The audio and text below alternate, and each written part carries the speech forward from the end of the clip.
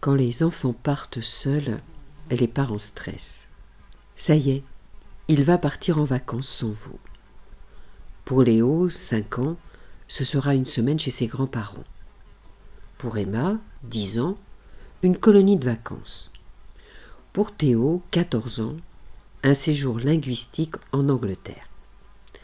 À tout âge, la première séparation, même lorsqu'elle est choisie et bien organisée, suscite une part d'anxiété et c'est plutôt naturel. Tout dépend ensuite du type d'inquiétude. Les plus banales touchent à la vie quotidienne. La crainte que le petit ne sache pas s'habiller en fonction de la météo, ou qu'il oublie de mettre sa casquette, que le préado se perde dans une gare. Ce sont les plus faciles à gérer. Un bracelet d'identification avec un numéro de téléphone sur le bras des plus jeunes permet de se rassurer sur le voyage. Et c'est une bonne idée d'évoquer avec les plus grands la marche à suivre en cas de problème de transport. Des projections qui lui éviteront de paniquer le cas échéant. In fine, les petites angoisses portant sur les aspects pratiques permettent de mieux préparer le voyage, ce qui n'est pas plus mal. Il est plus compliqué d'affronter l'anxiété liée à la séparation. C'est elle qui vous chuchote que le petit va se retrouver avec des personnes qui le connaissent forcément moins bien que vous, même lorsqu'ils font partie de la famille.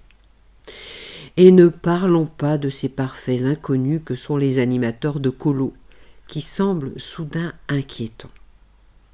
Première remarque, faites-vous d'abord confiance, et vous réussirez à faire confiance aux autres. Si vous avez décidé de l'envoyer chez sa marraine, c'est parce que vous savez qu'il sera chouchouté. Et cette colonie de vacances, vous l'avez bien choisie. Et vous savez que les animateurs d'aujourd'hui sont diplômés et supervisés pendant le séjour.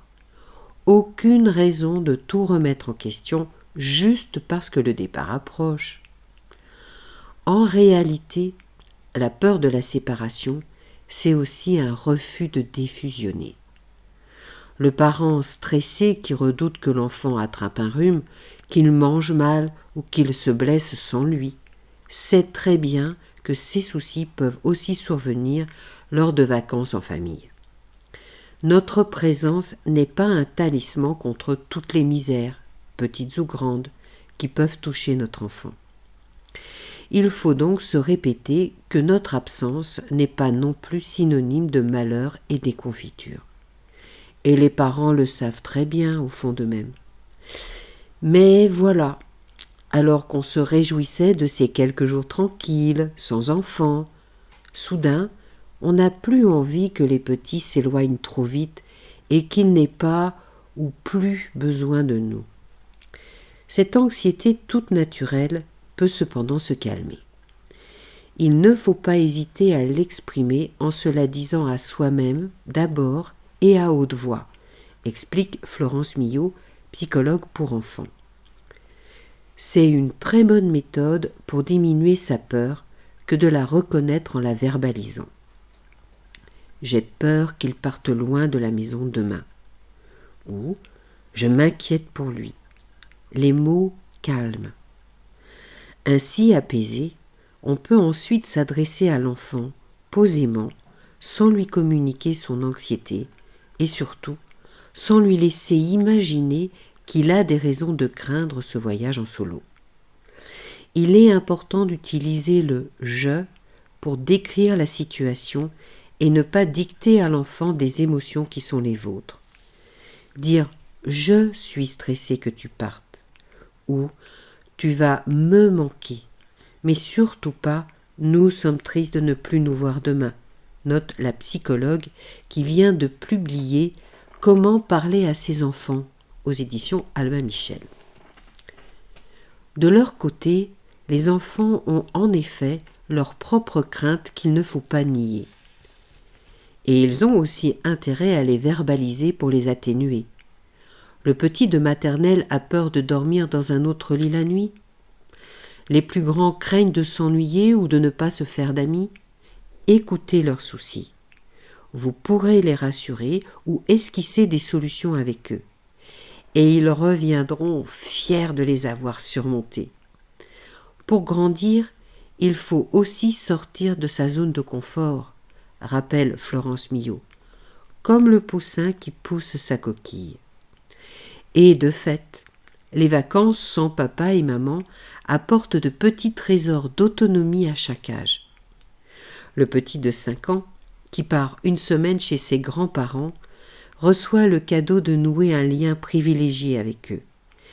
Mais il va aussi découvrir qu'il peut vivre sans vous des choses extraordinaires qu'il aura ensuite plaisir à vous raconter. À 8 ou 10 ans, l'enfant qui va en colo apprend à s'intégrer dans un groupe d'enfants inconnus et à se faire des copains.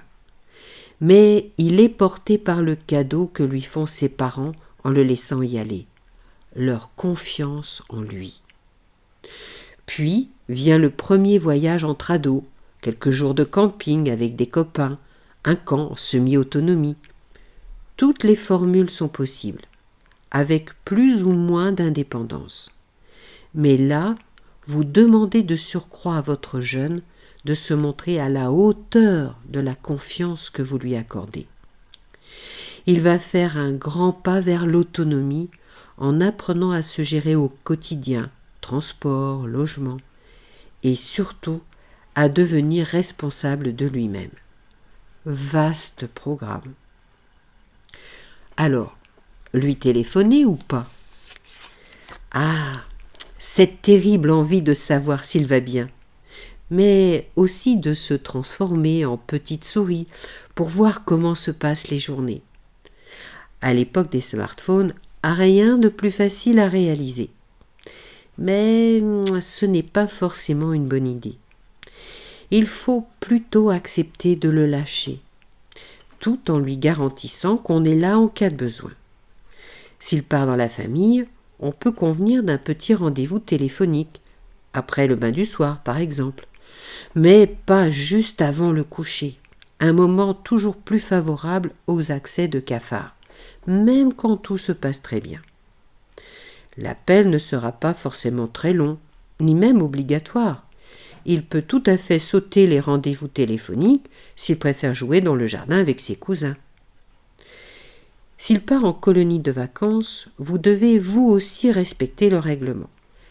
Pas question de lui donner un second portable à cacher sous son oreiller si l'équipe a prévu de réserver les appels à certaines heures de la journée, souvent avant le repas du soir.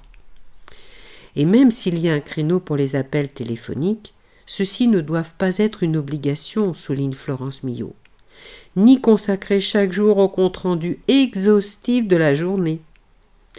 Les coups de fil doivent plutôt être envisagés comme des options à la convenance de l'enfant. Il appelle quand il en ressent le besoin. Il sait que vous êtes prêt à décrocher, à l'heure convenue, pour écouter ses éventuels chagrins comme ses grandes joies de la journée. Et c'est bien. De votre côté, pour apaiser votre curiosité, n'oubliez pas que la majorité des colonies de vacances ont aujourd'hui leur blog qui présente les événements de la journée, avec des photos des grands moments. Idéal pour se faire une idée sur l'ambiance, les jeux et déguisements, la tête de ses nouveaux copains. Et vous verrez qu'il a bonne mine.